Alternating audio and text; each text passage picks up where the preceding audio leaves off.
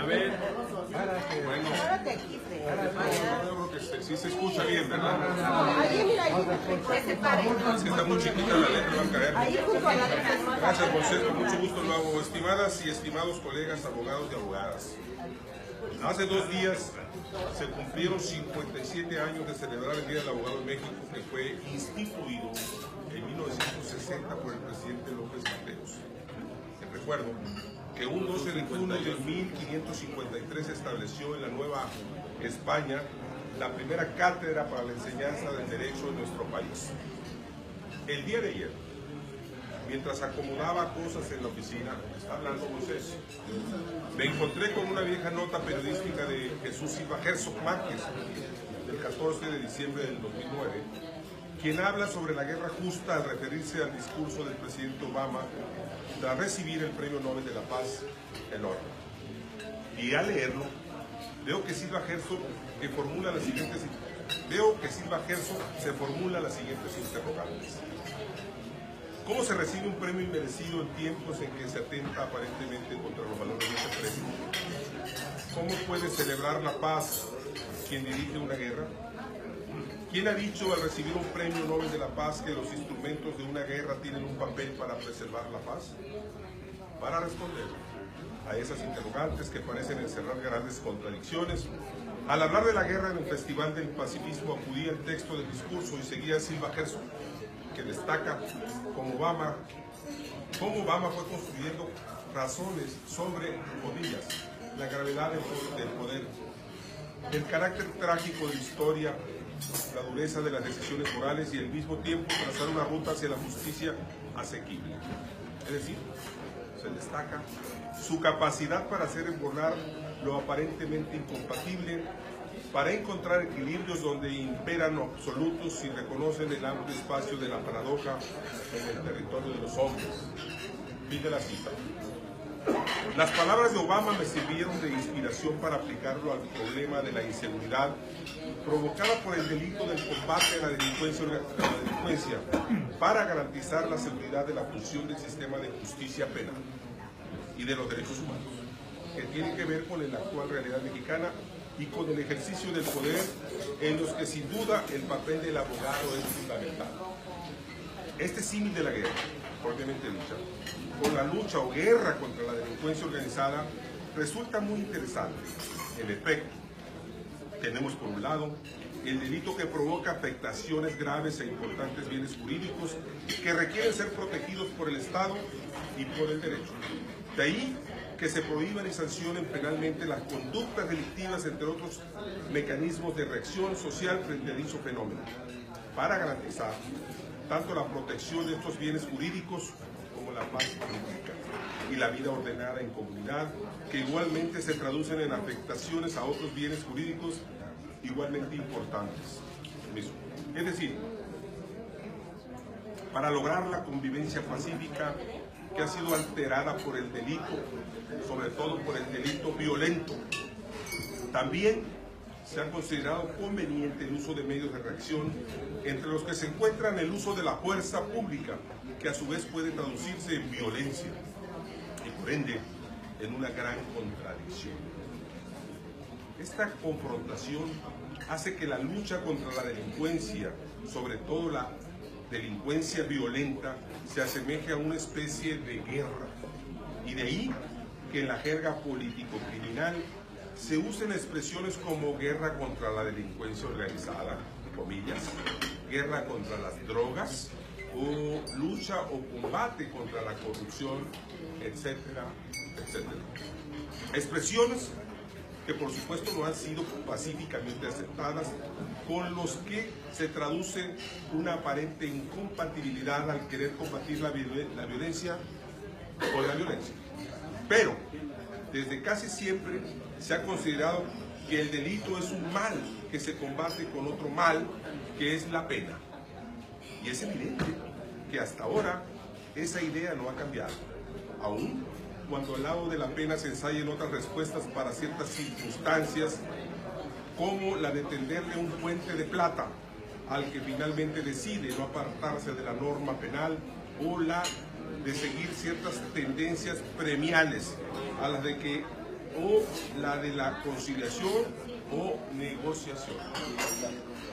Sin embargo, habrá que reconocer que, en principio, contra la delincuencia organizada, de todos modos estamos en guerra, en la que frente a la violencia desplegada por el lado malo, es decir, por los grupos criminales, por lo general hay una reacción del Estado que resulta igualmente violenta. Y es precisamente en este punto donde se plantea la cuestión sobre la responsabilidad del Estado y más concretamente de quien toma la decisión de ordenar la respuesta a través de la fuerza pública, ya que el despliegue de esta puede traducirse en el uso de armas de fuego, de donde seguramente algunos matarán a los malos y otros a los buenos. Resultarán muertos, es decir, el conflicto armado necesariamente tendrá sus costos, que en este caso tiene que ver con la pérdida de vidas, que son consecuencias directas, indirectas o colaterales de la violencia, pero como dice Obama, llenas todas de difíciles interrogantes sobre la relación entre la guerra y la paz, y el esfuerzo debe encaminarse a reemplazar una por la otra. En efecto, en la lucha contra la delincuencia organizada y el tráfico de drogas, se hace valer, además de los bienes jurídicos tradicionales como la salud pública, la vida, la seguridad pública, entre otros, también el de las instituciones propias del Estado Democrático de Derecho, que a su vez garantizan la observancia de los derechos humanos, por el que el combate a la delincuencia organizada se justifica para garantizar dichas instituciones y, por ende, los derechos humanos. Por ello, la guerra contra el crimen de una forma u otra se hace necesaria por razón de fines importantes y por lo mismo no se había cuestionado sus moralidades. Es decir, se había visto normal el uso de mecanismos o medidas político-criminales que han implicado el uso de la violencia y la fuerza, si bien procurando observar ciertos límites. En los sistemas penales de Estados democráticos de derecho, se ha establecido que las medidas político-criminales de reacción frente al delito deben revestir ciertas características y orientarse por ciertos criterios y principios que le pongan límites al ejercicio del poder penal para que su uso produzca los menores efectos negativos y para que de vez se haga menos uso de la violencia. Por ello, con el tiempo, los códigos penales han procurado controlar la violencia en el uso del poder penal, regulando tales principios como última ratio, legalidad, culpabilidad, proporcionalidad, etcétera, etcétera. Haciendo valer la idea de que la violencia del crimen organizado también puede combatirse con mecanismos democráticos y dentro de los límites democráticos. De ahí que, así como Obama señala cómo surgió el concepto de guerra justa, que proponía que la guerra solamente se justifica cuando cumple con ciertas condiciones previas, si se libra como último recurso de defensa propia, si la fuerza utilizada es proporcional y en la medida posible, si no se somete a civiles a la violencia, así también en el ámbito de la lucha contra la delincuencia organizada se ha hecho valer la idea de que las drásticas medidas represivas de carácter penal solo se justifican como último recurso, en tanto que de por medio está la necesidad de proteger bienes jurídicos de fundamental importancia ante estos ataques intolerables que implica la violencia de la delincuencia organizada. Pero, así como durante gran parte de la historia pocas veces se ha cumplido con este concepto de guerra justa, lo propio ha sucedido con el concepto de política criminal de corte democrático. Entre esas pocas veces, Obama destaca las dos guerras totales que se dieron en el transcurso de 30 años y señala que es difícil pensar en una causa más justa que la derrota del Tercer Reich y las potencias del eje. Y resalta que como consecuencia de esa destrucción y con la llegada de la era nuclear quedó claro para vencedores y vencidos, por igual que el mundo necesitaba instituciones para evitar otra guerra mundial. Por lo que Estados Unidos lideró al mundo en el desarrollo de una estructura para mantener la paz, un plan Marshall y Naciones Unidas, mecanismos para regir la manera en la que se libran guerras, los tratados para proteger los derechos humanos, evitar el genocidio, y restringir las armas más peligrosas. De manera análoga, dice Moisés, en el campo de la política criminal, frente a la delincuencia organizada nacional y transnacional, la ONU generó instrumentos internacionales para regir la manera de combatirlo, entre los que destacan la Convención de Viena y la Convención de Palermo del 2000, en los que se reitera la idea de respetar las instituciones y principios propios de Estados democráticos de derecho. Pero debe reconocerse que así como la capacidad de los seres humanos de idear nuevas maneras de matarse unos a los otros resultó ser inagotable, como también nuestra capacidad para tratar sin ninguna piedad a quienes no lucen como nosotros o le rinden culto a un Dios diferente.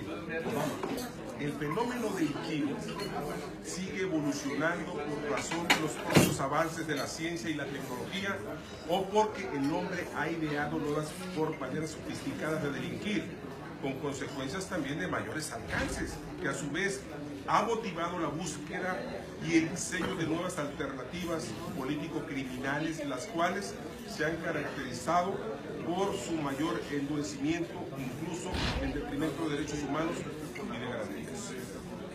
Es decir, parece que si bien por lo que hace a las guerras, las que se han librado han sido terribles y se han cometido atrocidades, los esfuerzos e instrumentos antes señalados de muchas maneras fueron exitosos, porque destaca, cita otra vez a Obama, se derrumbó un muro y no ha habido una tercera guerra mundial.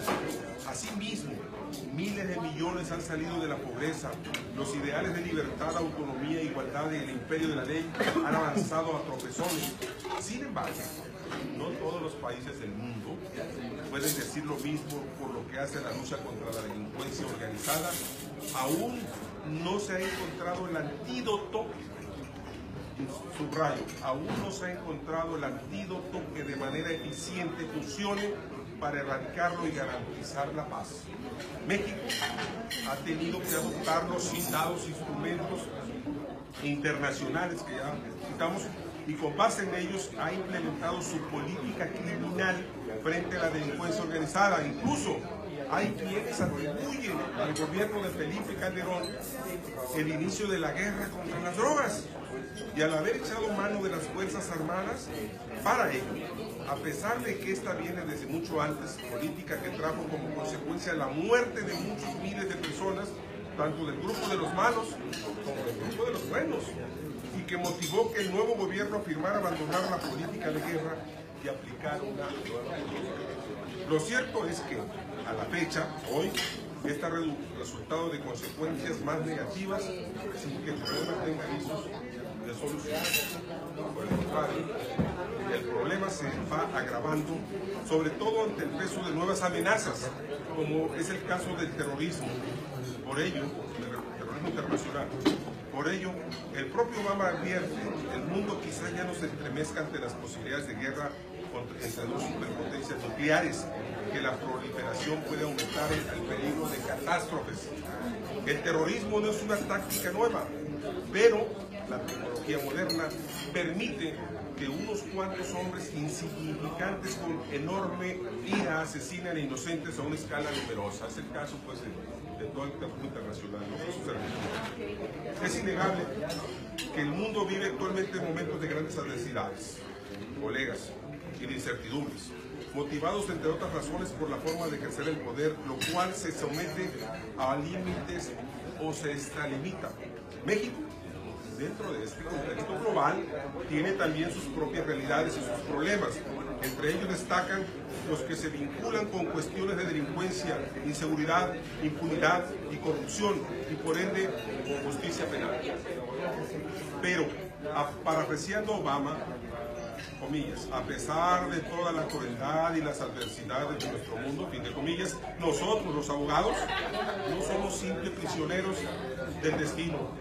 Nuestros actos tienen importancia y aun cuando nuestro campo no abarca todo, pueden contribuir a cambiar el mundo de la historia y llevarlo por el camino de la justicia.